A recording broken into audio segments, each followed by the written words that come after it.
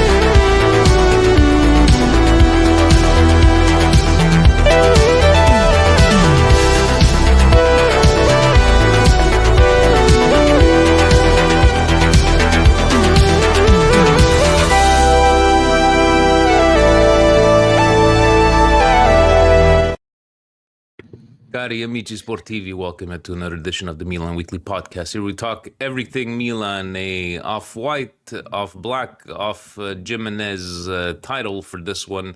Stevie P, Vinny T. It's my Disney World. Yes, it looks like Vinny Mancini was not only providing us with some questions, but he was in Disneyland, and then he back to Winnipeg, back to reality. Stevie P, how we doing on this Monday? And other than shoveling this godforsaken snow. I can't feel my body. 71 centimeters of goddamn snow. I can't feel my body. Yeah, no, it's it was not good on our bodies. We're not young. Some of us have some birthdays very soon, Stevie P, and it looks like thank you to everybody that has given the super chat supporting the channel. Looks like we're going to be doing a live for our Stevie P's on the 22nd. I'm on the 25th, so it looks like Monday the 24th. Hopefully. Having a win tomorrow, having a win on Saturday against Torino. We shall see. Steve P, you want to get into it right away, talking about this game. Steve, I'm going to throw back the question that you sent to me. Why do we start so slow? I have no idea. I really have no idea what's wrong with this team and why they start so slow.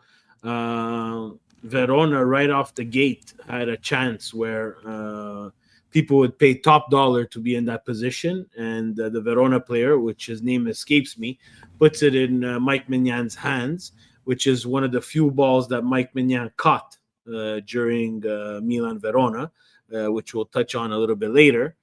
I don't know, but I do know something. Looking at the starting lineup, and after a couple of performances, Musa is not a mezzala and should never be played there again. And I don't know why we keep on doing this.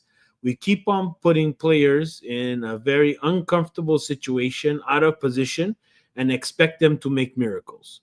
You know, is the guy the next coming of Rino Gattuso? Absolutely not.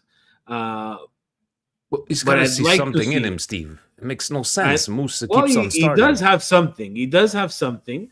It's just that, are we using him to his fullest potential? I don't think so, playing him out of position all the time. Sometimes when he plays in that double pivot, yes, he will give away balls, but, so has Fofana, so has anybody else who we've put in there. I just think Fonseca and now Conceição, for some reason, are putting guys like Musa in a very bad spot. And I'm not a Musa fan. I think it's great that we have these players and we're giving them a chance. But for that price tag, I want to see that guy at his natural position. I want to see him doing what we want him to do, and that's win balls and make sure that the players that have a little bit more uh, composure on the ball are dictating what's happening. And now we have. So you see Yao Felix, you see Reindeers. Those guys are the guys that we want uh, on the ball in the offensive zone, and not Musa, because it looks like he wants to try to do too much. And what ends up happening is he does nothing. And what happens when he does nothing? We start comparing him to Macias. I've seen him in other chats where we're comparing him to a player who just was not da Milan. And I don't know if Musa is da Milan, but he's a good depth player, and that's the depth player that we need. And we need to find a way to put them in the correct positions. Victor, big thank you, Super Chat, for a big win tomorrow. Let's effing go. Thank you, Victor. Much appreciated. Steve, before we move on to your next topics here, I wanted to ask you, I don't know why Ricardo Sotil, to me, didn't have a bad first half. I think he got a couple of good crosses in, but to say it was a poor performance, maybe it's something that I didn't see, but I thought he did not bad. But did you have a problem with him starting? Useless? Useless. He was not the player that we were looking for. If you're coming in and you're stepping in for someone like Rafael Leao, we need to make sure that you put in an effort. Now, it's the first game. I'm being very, very harsh, but I think I would have wanted to see a bit more from Sotil, especially in the offensive third. He's someone who's not selected for the Champions League team. He's not one of the there, so left off there. But let's be a little bit more realistic. Again, I was very, very fast to say useless. I just didn't think he gave anything. So for me, that's something that when you're coming in, especially as a new transfer, taking Leao's spot, we're giving you that chance because we need Leao to rest, not to come into the second half and needing him to perform. And needing him to perform. I think it's some stuff that we've seen on and on. How come we can't move the ball in the first half? And it seems like every single time it happens, Steve, it's because of the subs. And is there something else that in the second half all of a sudden? And Steve, let's not kid ourselves. This game, other than that moment of brilliance from that goal, and wow, I was just like, when was the last time you saw a play like that? But why is it always like this? First half, it's like it's having a hard time. Like, I'm afraid for tomorrow. Like, tomorrow we can't play like this and not move the ball in the first half. Well, tomorrow they have to show up with a bit of balls and play at home and look for the win right away. I think he's going to put on his best starting 11 tomorrow. I would do that if I was in his shoes. Why we start crap against teams like Verona is because we play to our opposition. We think that we're able to steamroll the Veronas. They sit in this low block that we need to break, and unfortunately, we can't break it. So what happens is it looks like a very sluggish game, but that's because you're taking out quality. You're taking out Leao, you're taking out Pulisic, and you're not replacing them with the same amount of quality. Yao Felix, there's a book that was written today by the Verona faithful. If you get underneath his skin, you get him completely off his game. So he's going to need to learn from that very, very fast. The rest is going to find life in Serie A very, very difficult. Gimenez needs to get into dangerous spots, and he did. He was offside, but he did. But I think we need Gimenez to score a little bit more on his own. I'd like to see him create a little bit on his own. And that's how that first half goes. You don't create chances on your own. You can't be dangerous on set pieces and corner kicks, that are completely useless for us. Whether we play them short or whether we play them long, we can't get anybody on the end of it. And that's what happens. And if you're Verona, you make the analogy for the North American sports fans.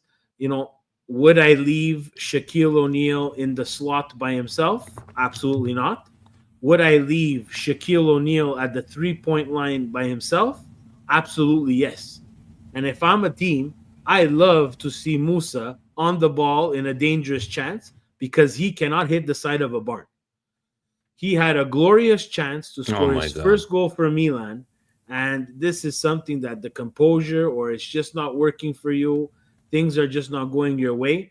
But we need for guys like Musa on those types of chances to score, because that's the difference in a game, especially like tomorrow, between a win and you progress comfortably, or you lose again, or you tie and you go home. I want to take the time to talk about Magic Mike. I know there's been a couple of blunders, and to the argument of the Feyenoord game, it's just like, okay, you know what, you should have had it, I get it, but you still have the other argument where your team had 90 minutes to show back up and they didn't, right? Now this game, Steve, it looked like a hot potato. Like he couldn't control a ball. Like actually, I don't think it was ever in a dangerous situation, but what's going on? Like the whole control of the ball, it just seemed off. I don't know. Fabio's saying Mike is in the news for a possible contract extension. Look, I don't know.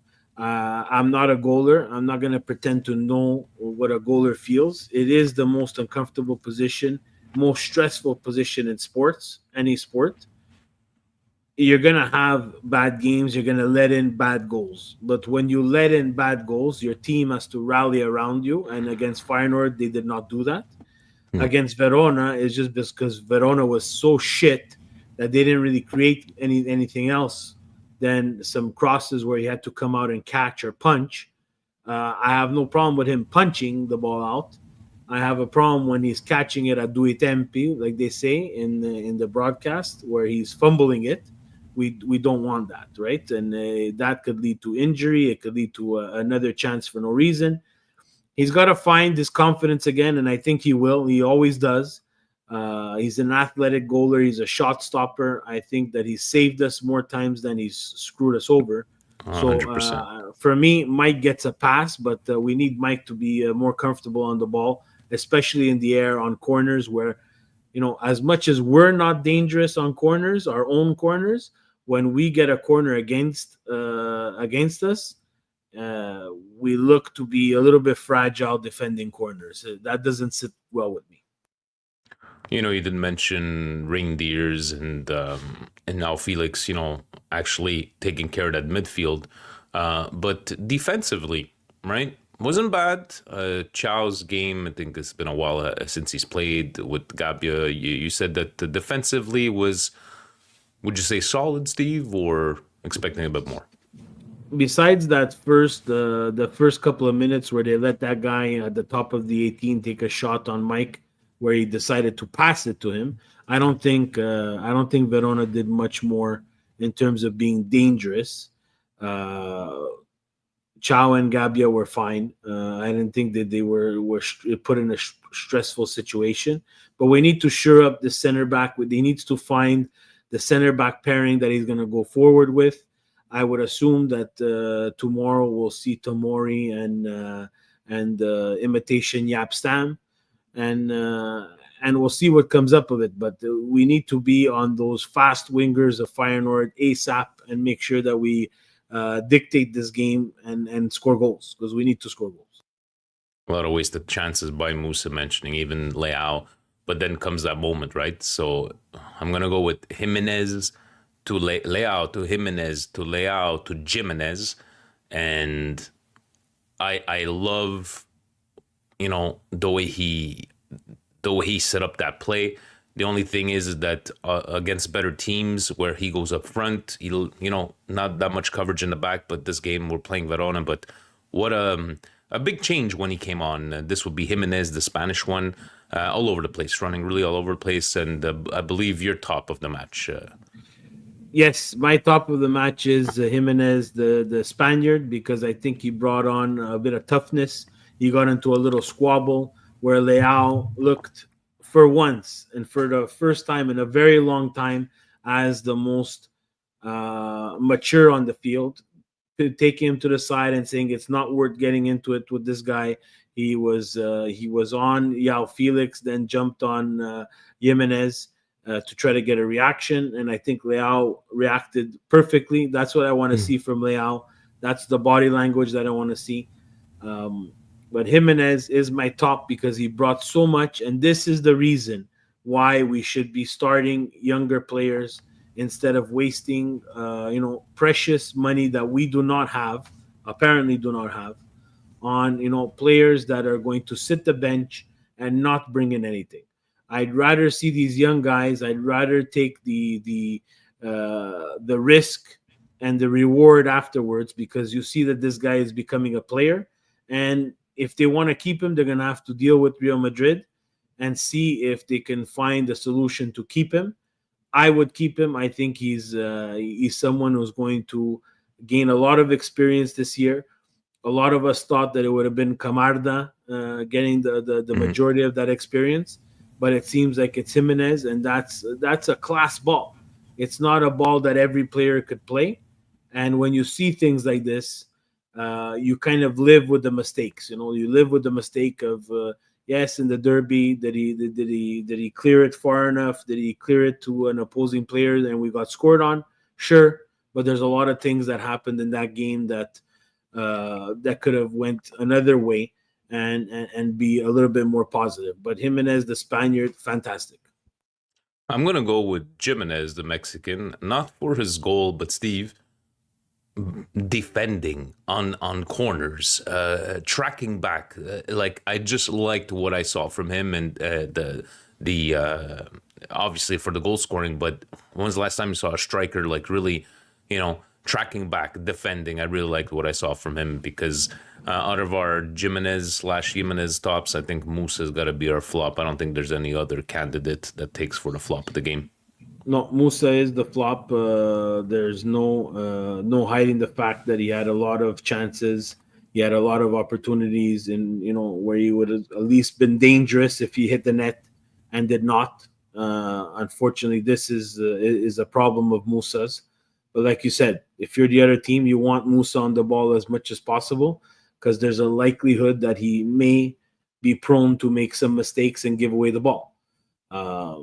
Again, tracking back forwards, we saw Morata, we saw Giroud. Those are all guys who give a lot. And I'm happy that Santi Gimenez is doing that same type of work rate, where he's giving as much as he gives on the defensive side as he gives in the offensive side. Another one is Tammy Abraham, does fantastic on defending corners and stuff like that. So in that moment of the game, I think we're well covered in terms of our strikers understand that they have to give as much defensively as they do offensively. And I'm going to finish this off, but I love the way you wrote it. The game was just a result. Milan didn't play well, but dictated the play, and Verona was just Verona. Can't put it better than those words, as TVP.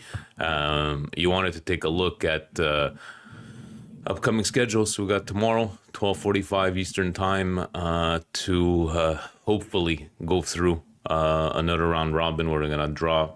Probably going to be Inter. We shall see. Juventus then playing on Wednesday, but then we go to Saturday in Torino. Then we go on Wednesday. This is the makeup game, is it not, Steve? Yes, it is. Yep. And after to Lazio on March 2nd. So a lot of game, guys, and the importance of rotating these players, and hopefully that they could come through, because what we saw on Saturday, taking on a bigger opponent, I don't think we would have been able to prevail on those ones. Anything else until we move to our favorite segment of the, because we get to talk about all the other ones, Stevie P. Anything else to close off this game? Yeah, to answer Fabio's question, he wants to know why we can't score on offensive corners.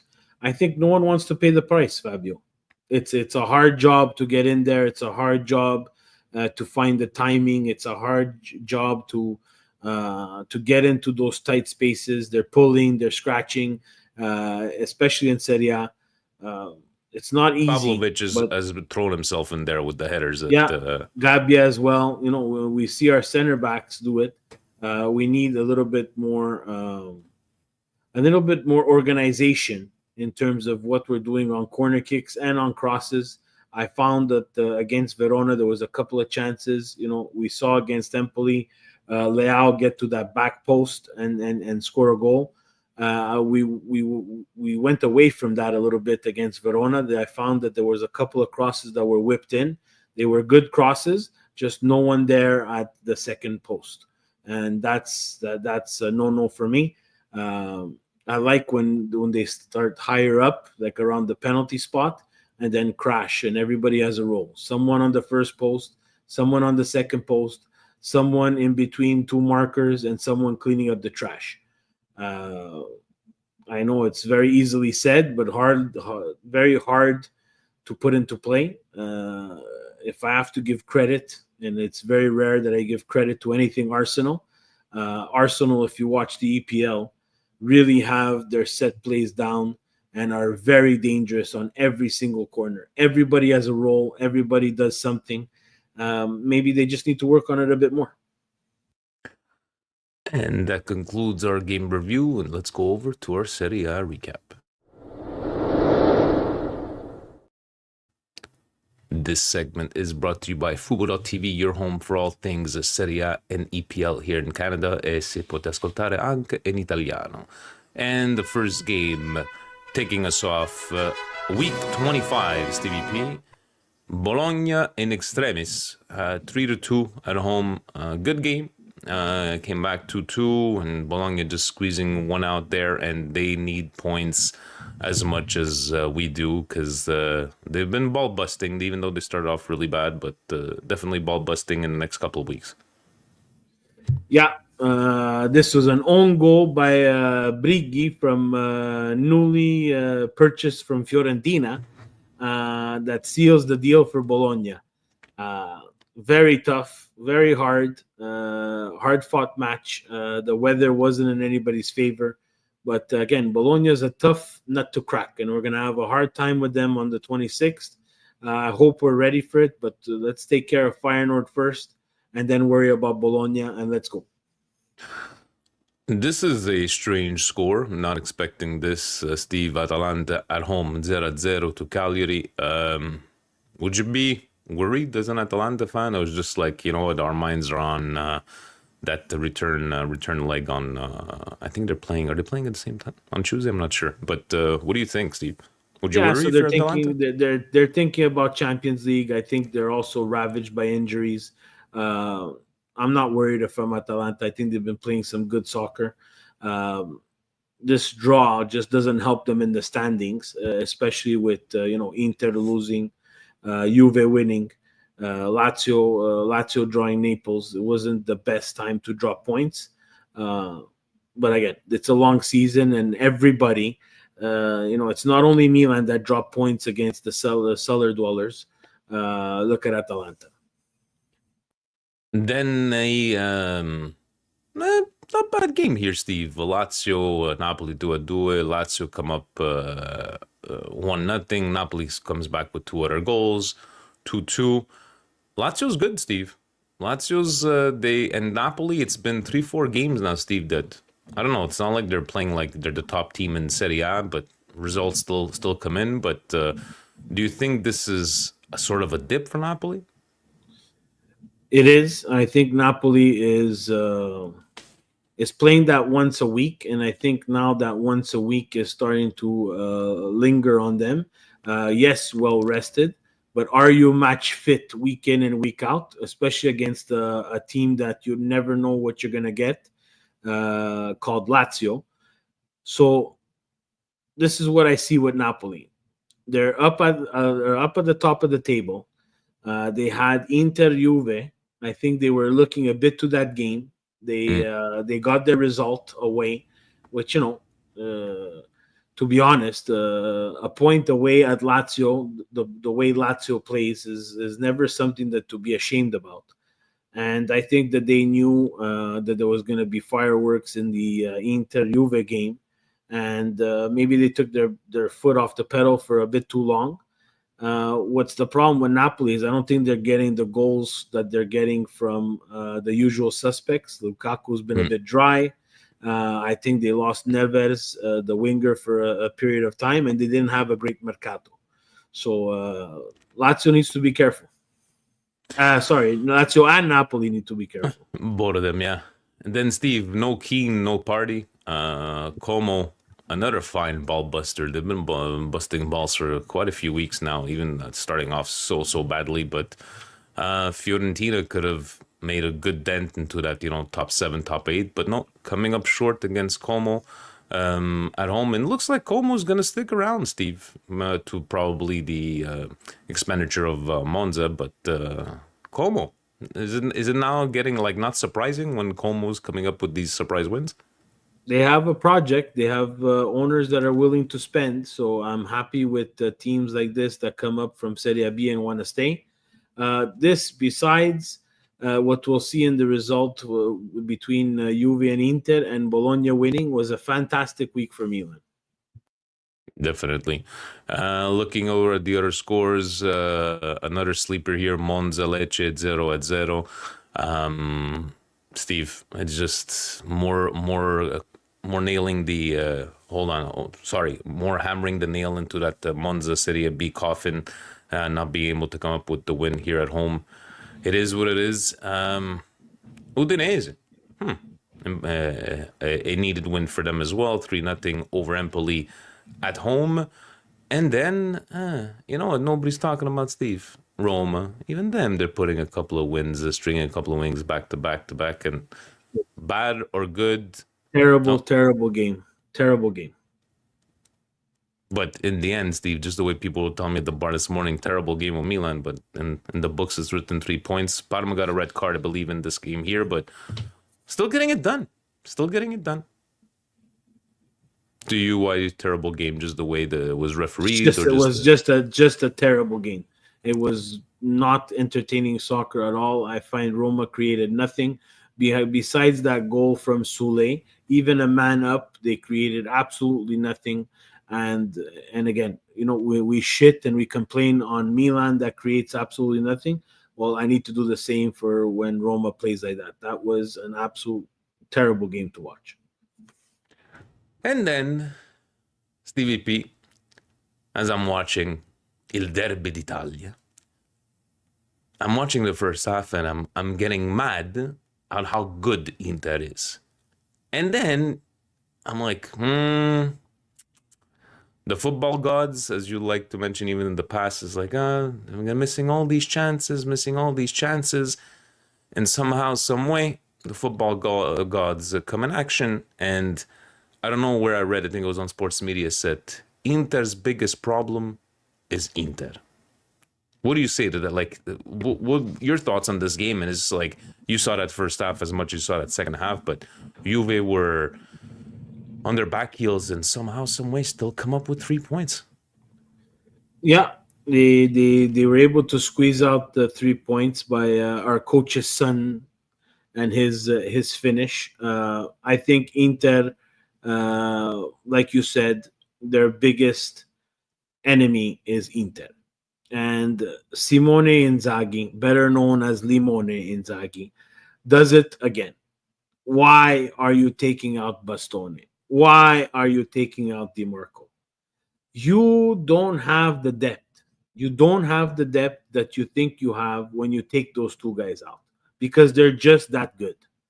And you saw on the goal where there was like a melee in the 18, and you had pretty much 2 out of the 3 subs that you made watching the ball, absolutely watching it. And Consensao jumps on top of it. Nothing to take away from Colomwani, whatever his name is, like what that move that he made, that little twist. But they're all there, they're all watching. And in the end, Consensao just comes in. I think he will be the signing of the year for Juve. I think he saves their season. He does not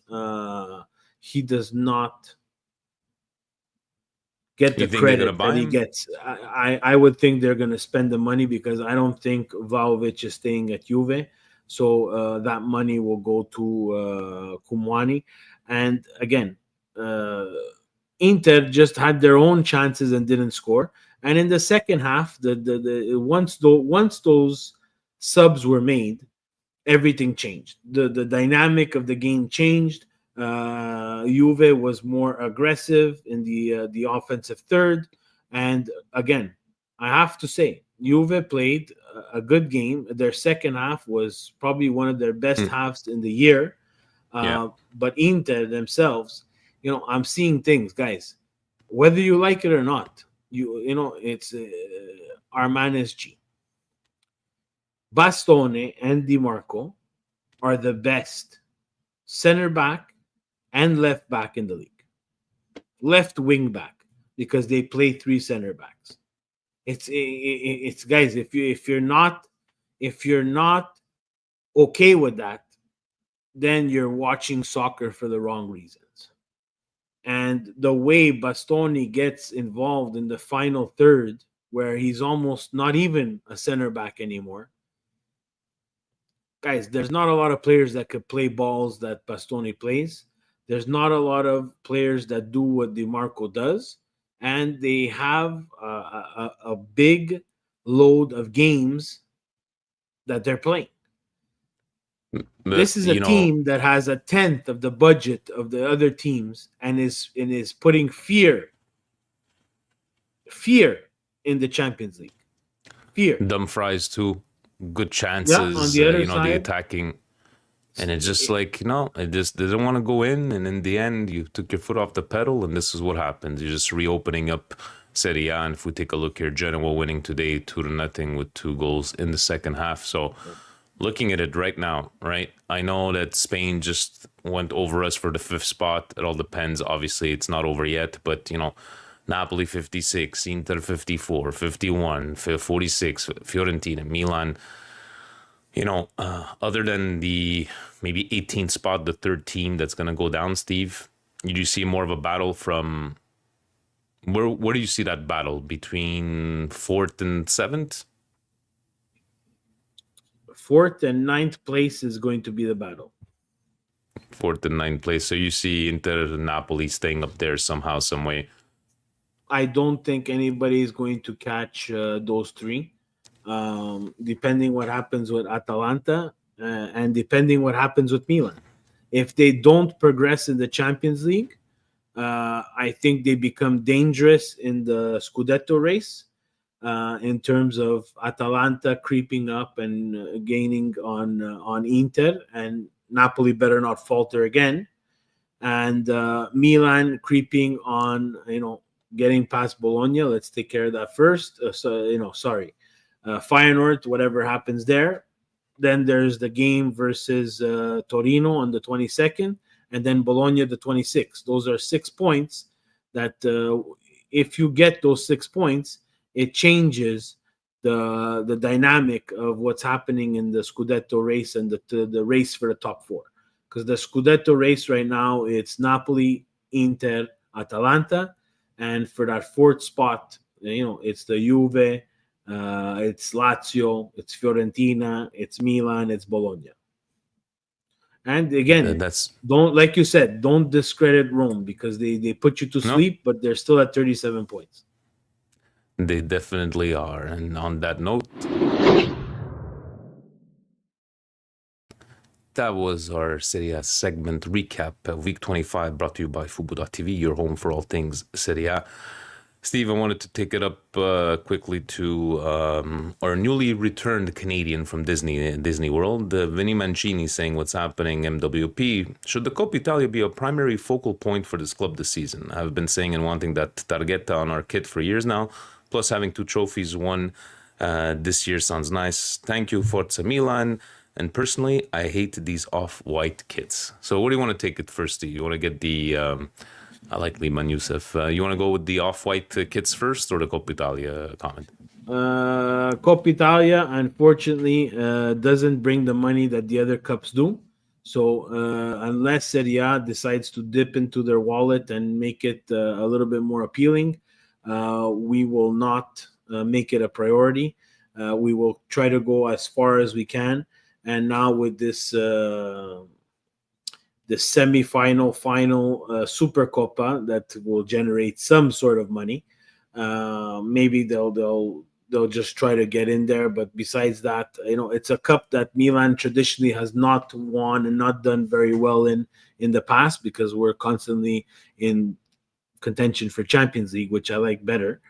That's what I think about Coppa Italia. Should they take it? Should they take it seriously? Absolutely. I think it's a cup. I think you should be able to give a good indication of what your team is doing, especially if you're not in any of the other tournaments, and in the Scudetto race. I think yes, absolutely, you should make it a priority. Off-white, Steve. Yes, no? Absolutely, yes. Okay, so Gio already. He's already pre-purchased one for his kids, one for himself, both colors, and so yes, I'm not the black one. I don't mind at all from what I've seen on the pitch, but that Portuguese one, it's just too much Portuguese color on that one. Guys, do you have a preference? You just stop. It ain't for us. It ain't for. No. Just stop being like we're childish when it comes to things like this. Milan's fan base is so childish when it comes to stuff like this. Why? Because it's a fourth jersey. It's not for me. No, but it's for everybody. Yeah. It's everybody. It's like, what do you want? This is what is in. This is what people want. This is what people want to wear. Rich people don't want to wear Puma. True. Well, let's face it, guys. It's not a jersey. It's a jersey that I like. Would I spend that money on it? I don't know. Maybe yes, maybe no. But if it's off-white, I can tell you, someone who knows absolutely nothing about Milan, and he affords and he wears off-white, will purchase that jersey. And that's how you attract other people. And this is the game that we're playing here. And I've said it multiple times on the show. Soccer is a business now. Soccer, Milan as a club for us is a club that we love. For the owners, it's also a brand that they've invested very, very heavily in, whether we like it or 100%. not, to purchase it. And now you need to get it out in the open. Juve changed their logo, guys, for stuff like this, to be more street, more fashion-centric. This is where we're going. We're Europe. Europe is the capital of fashion, and you're going to get that. You're going to get the off-white. It might be in 4 years from now, you'll get a Versace one. And I'm pretty sure everybody's going to love it because it's Versace and it's Italian. Now it's off-white. Always crying. And this is ugly. And this is ugly. And this is ugly. Oh, my God. 80% more in the US. No, I didn't say it was ugly. I just said it's not for me. But then again, this is not, they're saying the business, it's a Ford jersey. But the black one, I didn't mind. I didn't mind at all. It looked good on the pitch. And I'm sure Gio, who writes to us, keep up the great work. What's up with the manager playing Musa? He should have only come for the last 5 minutes. He always got to give his 2 cents. And you know what? He's probably going to be giving his 2 cents tomorrow or on Wednesday, depending of... not Fabio's schedule, but more of Gio's schedule. But Steve, people, they want to know when is Coast to Coast going to go on. What do we got to do, Steve? You got to subscribe, guys. Subscribe to the channel, please. Hit the like button. Hit the thumbs up. Subscribe. The little bell. Guys, it's very important. That's when you know when we go live. That's when you know when Gio and Fabio go live on Coast to Coast and when we have anything else. I can't. You put up this. I can't anymore. I can't. No, I think we're way past the years that we could only wear red and black at the San Siro. Marco, like, I don't know how old you are.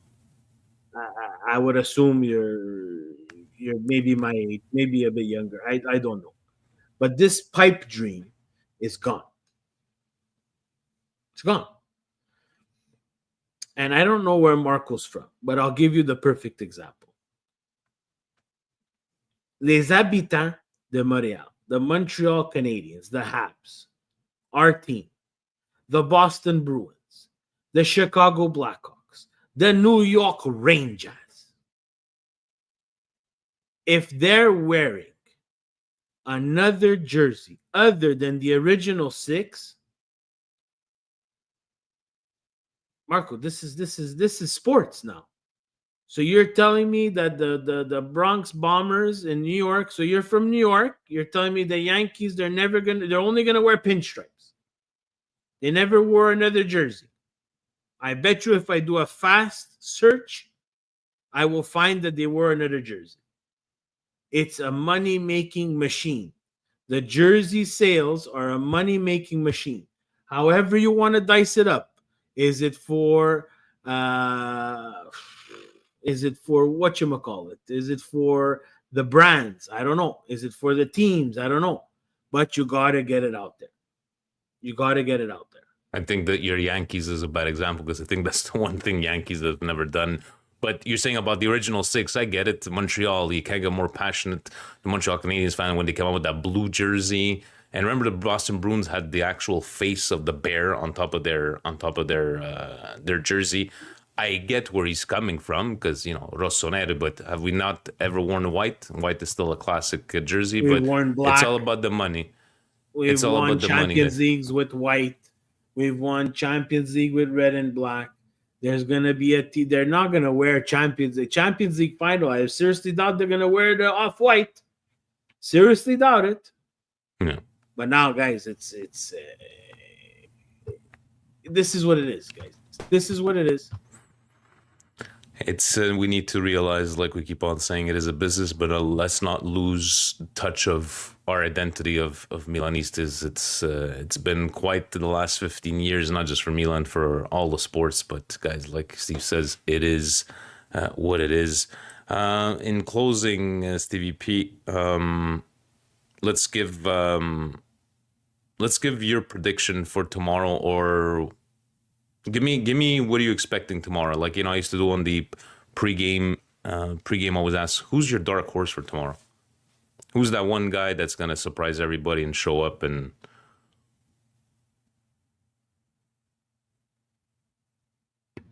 dark horse. There's no time for dark horses. There's no time for dark horses. This is Milan has to show up. I'm not glitching. I'm trying to find the New York Yankees alternate jersey to prove these fuckers wrong. Go look on fucking Google. It's pitch black. Take your pinstripes, and I know what I'm talking about. They've worn an alternate jersey. At home? That's number one. I don't give a fuck where they wore it. They wore it. But I think the argument was it's about money. That's number one. Yeah. Number two, there's no time for dark horses tomorrow. All right. There's let's fucking win and let's progress in this godforsaken Champions League. I like that. I don't want a dark horse. I want all the horses. Dark, light, white, off black, Gimenez. Any fucking horse I could take tomorrow, I'm taking it. As long as we win by more than 2 goals and we progress against this fucking Feyenoord, Rompa de Schatele Feyenoord. I guess that's gonna get clipped for the shorts and the stories there on the social media. On that note, guys, thank you very much for joining in tonight. Thank you for the downloads. Thank you for the super chats. Thank you for all the support. Tomorrow, 12:45. Keep your notifications on. Maybe Fabio's gonna go on tomorrow night. Maybe lets us know horsepower. Yeah. Lets us know for tomorrow or Wednesday with the Coast to Coast live. Yeah, tomorrow night. So Fabio and Gio live tomorrow night. Hopefully 9 p.m. Beautiful. Stick those notifications on. Guys, on that note, man, it was ugly. It was 3 points. Let's go on. Let's win. Let's secure some Champions League money. Let's get rid of Torino, Bologna. Let's take that game in hand and battle for the top 4 because we definitely need it. Because we need that money. We need that money. Stevie P, ovunque e sempre. Forza Milan. Forza Milan.